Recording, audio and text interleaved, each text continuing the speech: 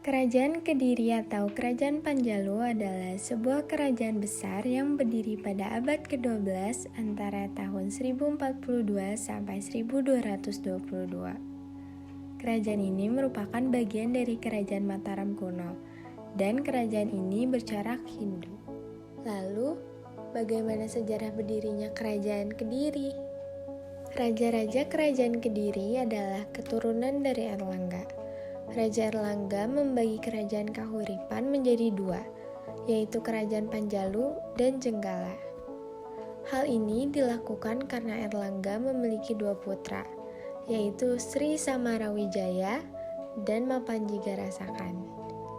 Untuk menghindari perpecahan di antara dua putranya, Erlangga memberikan Kediri atau Panjalu pada Samarawijaya dan Jenggala atau Kahuripan kepada Mapanji. Kedua kerajaan ini dibatasi oleh Gunung Kawi dan Sungai Brantas. Letak Kerajaan Kediri yakni di daerah Jawa Timur. Kerajaan Kediri berpusat di Daha atau sekitar kota Kediri sekarang. Pusat Kerajaan Kediri tersebut terletak di tepi Sungai Brantas, yang masa itu sudah menjadi jalur pelayaran yang ramai. Jadi selanjutnya ada raja dari Kerajaan Kediri. Yang pertama adalah Sri Jayawarsa Dikjaya Sastra Prabu. Yang kedua adalah Sri Kameswara. Yang ketiga adalah Prabu Jayabaya. Yang keempat adalah Prabu Sarwaswera. Selanjutnya ada Prabu Kronsar Yadipa. Selanjutnya ada Srengga Kertajaya. Dan yang terakhir adalah Kertajaya. Selanjutnya adalah kehidupan ekonomi dan juga sosial dari Kerajaan Kediri.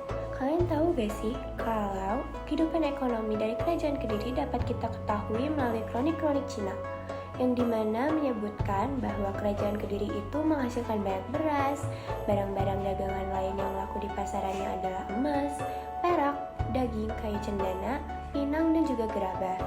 Dan Kerajaan Kediri ini telah menggunakan uang yang terbuat dari emas sebagai alat pembayaran ataupun alat tukar. Dan Kerajaan Kediri ini memiliki posisi yang sangat strategis dalam perdagangan Indonesia, seperti Indonesia Timur dan juga Indonesia Barat melalui kota pelabuhannya. Dan Kerajaan Kediri ini memiliki pajak rakyat yang berupa hasil bumi. Selanjutnya itu adalah kehidupan sosial Kerajaan Kediri. Kehidupan sosial Kerajaan Kediri ini tidak menganut sistem kasta, seperti apa yang telah disampaikan dalam kitab Lugdaka.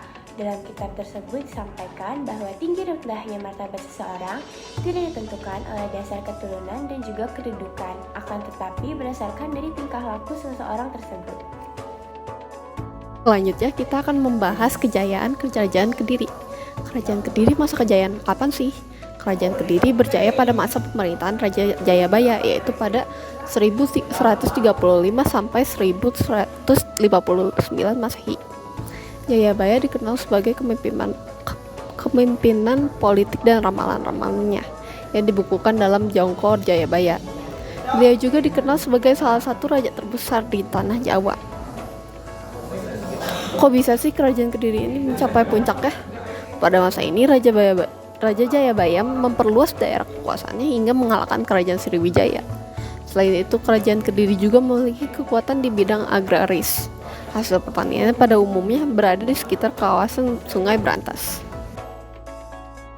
Selanjutnya ada keruntuhan dari Kerajaan Kediri. Runtuhnya Kerajaan Kediri terjadi pada masa kekuasaan Raja Kertajaya, seperti dikisahkan dalam kitab Pararaton dan Nagara Kertagama.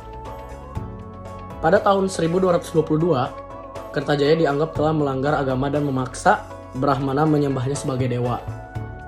Kaum Brahmana lalu meminta perlindungan Ken Arok.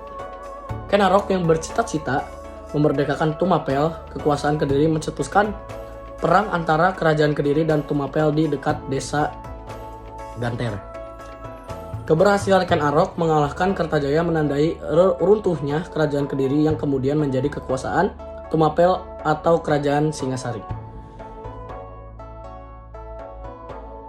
Peninggalan Kerajaan Kediri. Peninggalan Kerajaan Kediri salah satunya yang diyakini yaitu situs Tondowongso pada awal tahun 2007. Sejumlah arca kuno peninggalan Kerajaan Kediri yang ditemukan di desa Gayam. Kediri tersebut tergolong langka karena untuk pertama kalinya ditemukan patung Dewa Siwa Caturmuka atau bermuka 4. Prasasti Kerajaan Kediri juga menjadi peninggalan diantaranya, yaitu yang pertama ada prasasti Sirah Keting berisi pemberian hadiah pada rakyat oleh Raja Jayawara. Lalu yang nomor 2 ada prasasti Tulangagung dan Kertasono berisi masalah keagamaan yang ditulis Raja Bawesmara. Lalu di nomor 3 ada prasasti Ngantang menerangkan pemberian hadiah pada rakyat Ngantang. Hadiahnya berupa sebidang tanah yang telah dibebaskan pajaknya oleh Raja Jayabada. Lalu nomor 4 ada prasasti Jaring memuat nama seperti Kebo, Waruga, dan Tikus Jinada. Lalu yang kelima ada prasasti Kamula menerangkan keberhasilan Raja Kertajaya memerangi musuh-musuhnya di Katang.